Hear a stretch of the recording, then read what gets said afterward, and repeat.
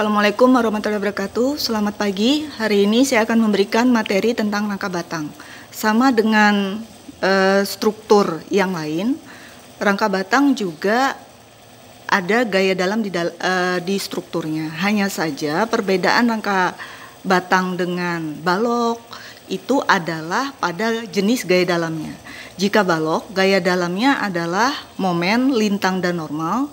Tapi kalau rangka batang itu gaya dalam yang terjadi pada strukturnya hanya ada dua, yaitu gaya tarik bernilai positif dan gaya tekan bernilai negatif.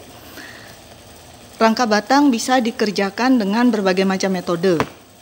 Di mekanika rekayasa 3, itu ada 3 metode yang akan kita pelajari, yaitu metode titik buhul, metode Cremona, dan metode Ritter. Hari ini saya akan menjelaskan tentang metode titik buhul. Basic metode titik buhul adalah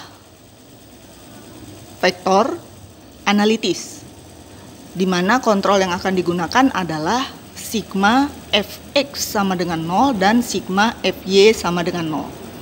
Oke, kita langsung masuk ke contoh soal. Coba perhatikan contoh soal yang sudah diberikan. Saya akan jelaskan.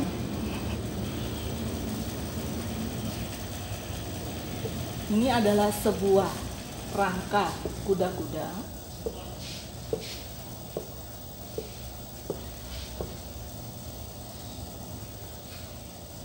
Rangka kuda-kuda.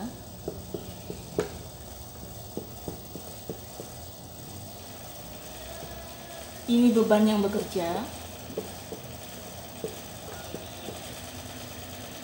P1, P2, P3, P4, dan P5.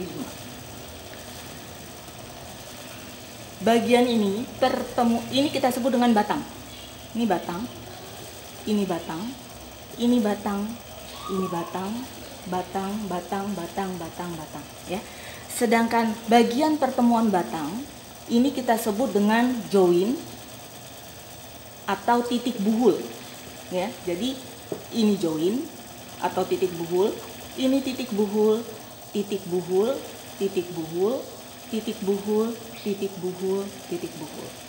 Langkah pertama dalam mengerjakan rangka batang yang harus kita lakukan adalah kita menentukan dulu atau memberi identitas masing-masing titik buhulnya. Misalkan identitas ini harus berbeda ya namanya. Misalkan di sini saya berikan identitasnya adalah titik A, titik B, titik C, D, E, F, G, H. Jadi ada 8 titik buhul di sini. Kemudian selain titik buhul, batang juga harus kita berikan identitas. Misalkan 1, 2, 3, 4, 5, 6, 7, 8, 9, 10, 11, 12, 13. Ini kebetulan di soal 30 derajat, P1-nya 0,5 kN, P2-nya 1 kN, 1 kN, 1 kN, dan 0,5 kN.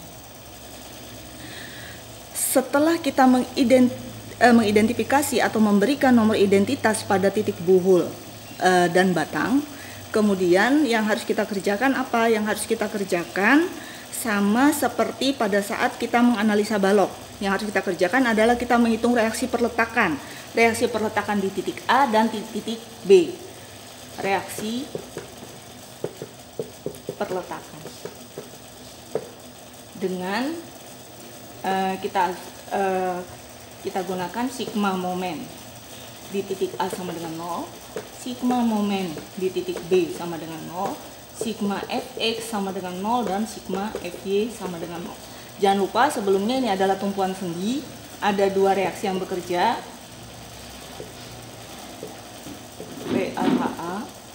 Ini adalah tumpuan roll, ada 1 reaksi yang bekerja, PB.